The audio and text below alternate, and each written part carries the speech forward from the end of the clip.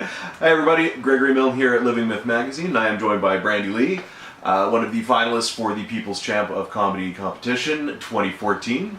Welcome and congratulations. Thank you very much, Greg. Thanks for having me. So what's your reaction getting into the finals there? Reaction to it? Surprised, genuinely surprised, because that semifinal was the first time balancing work and comedy. And those first 3 nights, the Monday, the Tuesday, the Wednesday, that was the first time I started forgetting material on stage. Yeah, Tuesday at the Kino was, that was the first time I ever bombed on stage.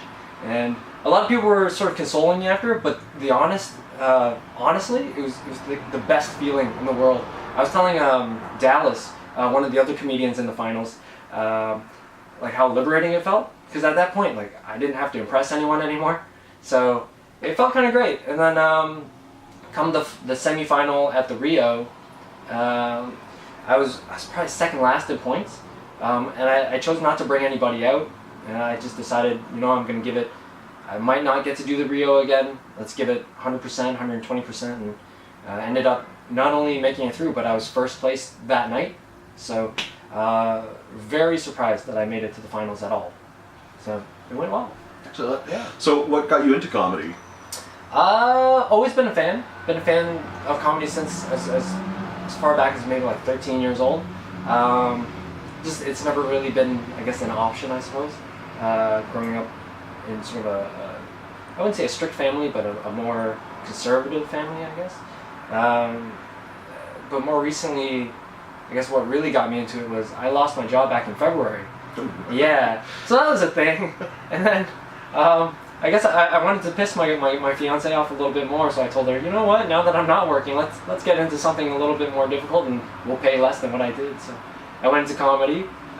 Surprisingly, she didn't leave, she stayed, so she's been supportive. That was 4, maybe 5 months ago. Well, that's good, okay. Yeah, and then now I'm in the final at some competition, so I guess that was the big start. And like a lot of the comics here in Vancouver, we started with a comedy class, which it's not necessarily, they're not teaching you how to be funny per se, but you're putting money on the line, and it forces you to kind of get your shit together and put it out there.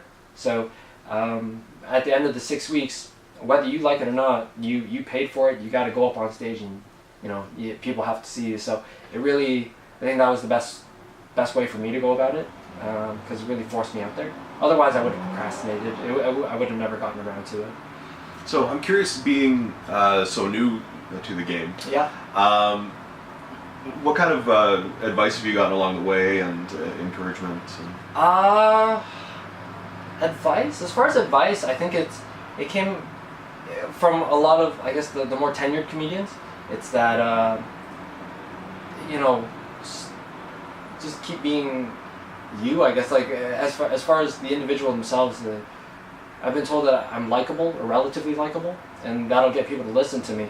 And then once people are listening, you can say pretty much whatever you want. You still have to be funny though.